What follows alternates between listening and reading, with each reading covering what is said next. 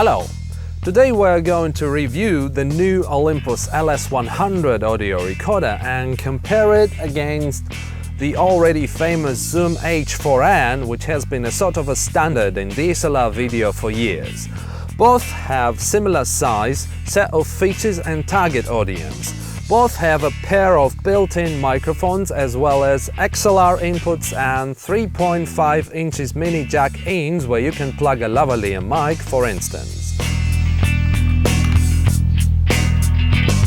Olympus LS-100 features metal aluminium case, while Zoom is built of plastic, with a rubbery finish which feels kinda nice when you touch it, but I think that this has more durable design. My Zoom is quite old and the flimsy SD card slot cover just broke apart. I don't think that this is ever going to happen with the Olympus DAW made of metal.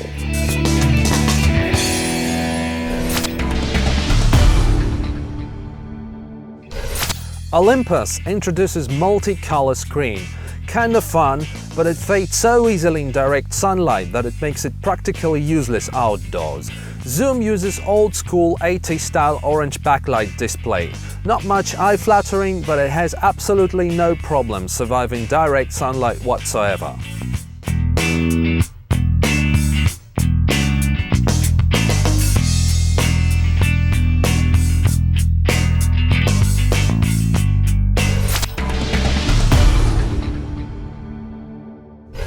Olympus is powered from a proprietary lithium-ion rechargeable battery, whereas Zoom accepts standard AA batteries. Zoom comes with an AC adapter, while Olympus can be powered from USB input. You only have to tell the device via menus whether to use the USB port as PC connection interface or AC adapter. If you choose optional, the recorder asks you to choose the mode each time you plug a USB cable in it. In my test, Zoom H4N with two Eneloop rechargeable batteries lasted 7 hours 10 minutes with phantom power off and 6.5 hours with phantom power on, much to my surprise. That contradicts what many people say on the net about H4N being weak on phantom power. But this is what my test yielded.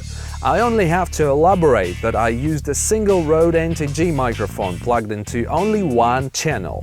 Maybe the others were using 4-channel mode that is supposed to drain more power.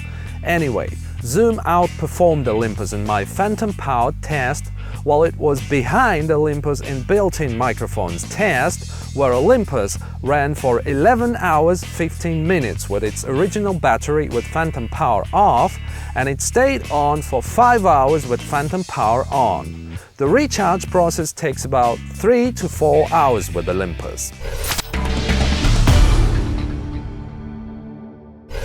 It takes around 10 seconds for Olympus to fully start, while H4N boots for as long as nearly 30 seconds with a 16GB card and 40 and more seconds with a 32GB card.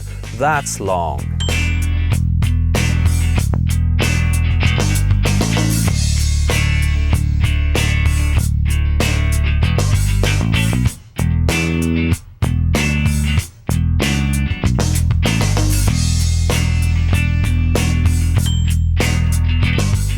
However, when Zoom has already started, you only press Rec button once to enter the monitoring mode and press it for the second time to actually start recording. That's it. With Olympus, it is more cumbersome. If you press the Rec button, it tells you to select the recorder mode. You have to tell the device that you're going to use the recorder mode, not multi-track, not metronome, etc. And you do it each time after the boot up. Then, you need to select the folder you are going to record to, again, each time after you boot, and it's only then that you press the Rec button to start monitoring and Rec one more time to actually start recording. Both Olympus and Zoom turn off the display backlight after some time even when you're recording. If you press Stop, it means stop on Zoom, while on Olympus any key pressed only turns the display back on, and you have to press stop for the second time to actually stop recording. Let's now move to the test part. Alright, so this is the test. I speak simultaneously into Zoom H4N and Olympus LS-100. 1, 2, 3, test. 1, 2, 3, test. Let's hear the noise floor.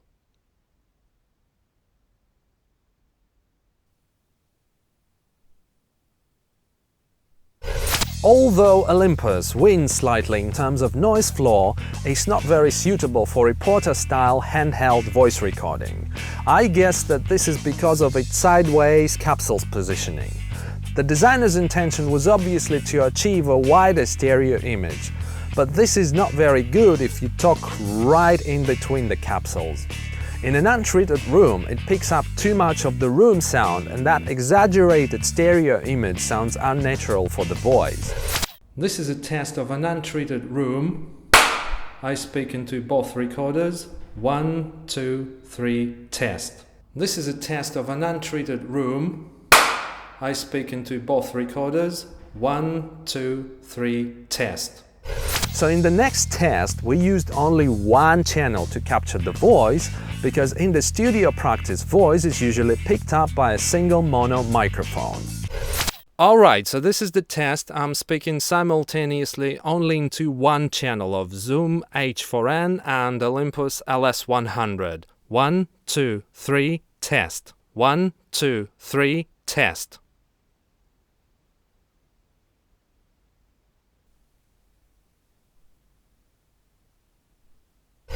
Okay, so if we look at the noise profiles of these two recorders, let's check the measured root mean square figures. So for Olympus, that's minus 61.8 decibel, and for the Zoom, it's minus 60.7 decibel, virtually identical. That's just 1 decibel difference. That's nothing. Let's check the spectrum charts as well. So that blue one here is Olympus, it goes slightly below here, and the green one is Zoom, it's slightly above here at 10,000 Hz. It's where you can hear that high frequency hiss that makes the Zoom's noise more noticeable and obtrusive.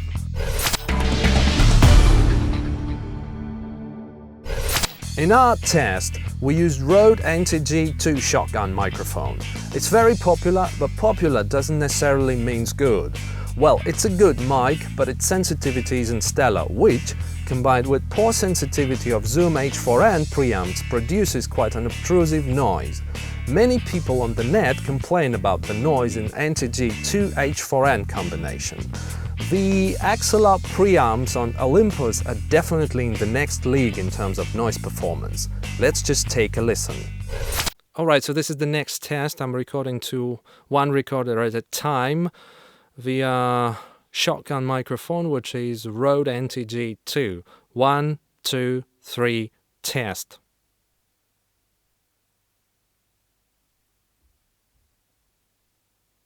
Okay, so this is the next test. I'm recording to one recorder at a time, this time with a shotgun microphone, which in my case is Rode NTG2. 1, 2, 3, 4, test.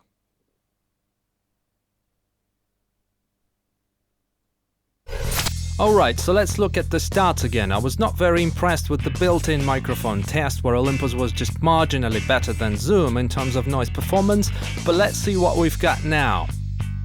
So if we check the root mean square figures for Zoom, it's minus 67.9, and for Olympus that's minus 64.2. That's 3.7 decibel difference. That's quite substantial now.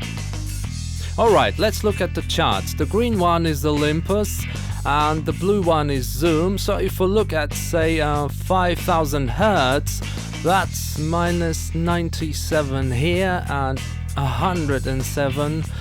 That's 10 decibel difference in absolute figures. That's quite a lot. That's not night and day difference, but yet with XLR inputs the difference is quite prominent. So you can drive your XLR input much hotter on Olympus and get your distant quiet sounds recorded without the noise being too bad.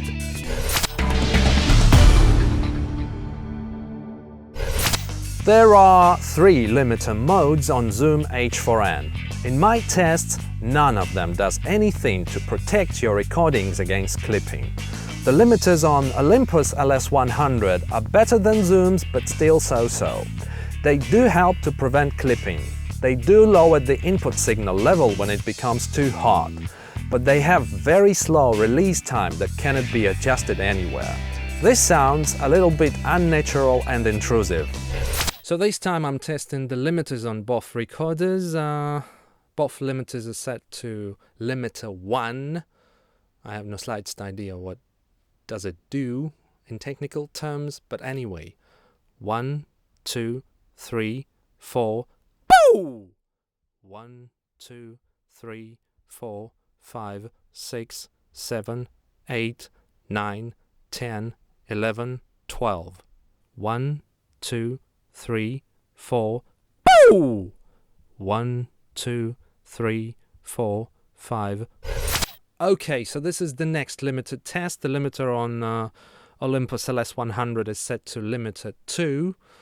On Zoom H4N we have limiter 3 studio. We're in the studio now, aren't we? Anyway, 1, 2, 3, 4, boo! 1, 2, 3, 4, 5. 1, 2, 3, 4, boo! 1, 2, 3, 4, 5. Alright, so let's look at the waveforms here. That's what Olympus did to the audio. There's not a single clip. It's very clean. Very good. This is the pause sound. And here you can see how it slowly releases the volume up to this point. Let's see how long is that.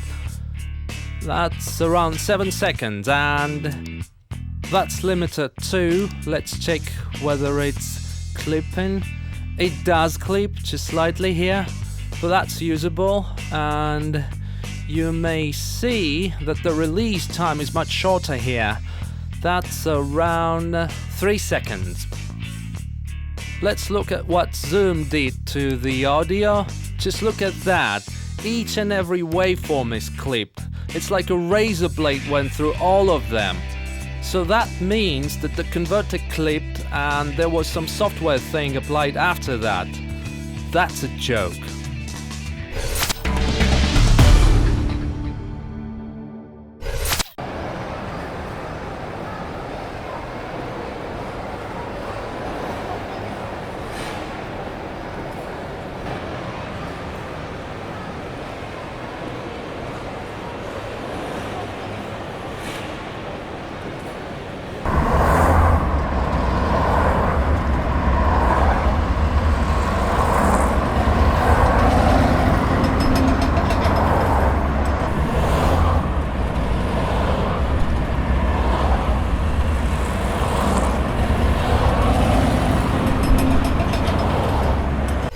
You can hear from this test that Olympus outperforms Zoom with 90 degrees angle. Its stereo field just sounds wider, but with 120 degrees, Zoom, in my opinion, gives a more definite and natural stereo image. That classic XY microphone placement wins here. Just put your headphones on and listen to the road test where the cars are passing by from the center of the stereo field to the right ear. Zoom captures that very accurately, while there's something weird going on with Olympus.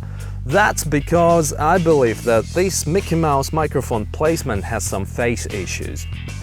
Overall, my opinion is that the microphone quality is identical with both devices. You can hear that from the mono mic test.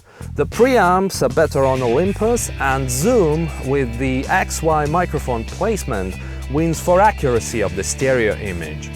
We also included an acoustic guitar test in this review. Check this out.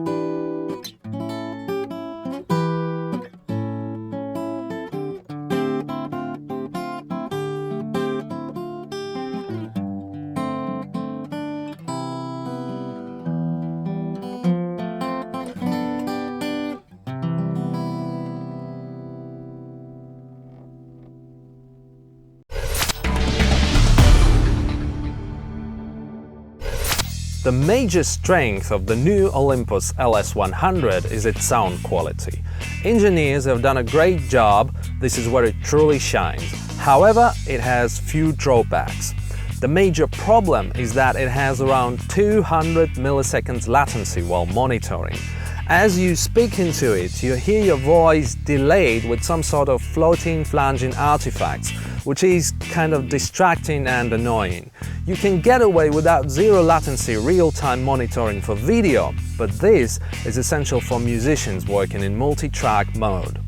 Also, the headphone output on Olympus is quite underpowered.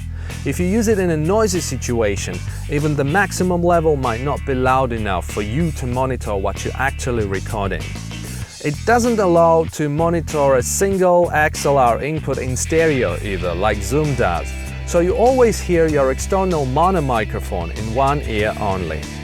Unlike Zoom, Olympus doesn't feature the simultaneous 4-channel recording of both built-in microphones and external XLR inputs.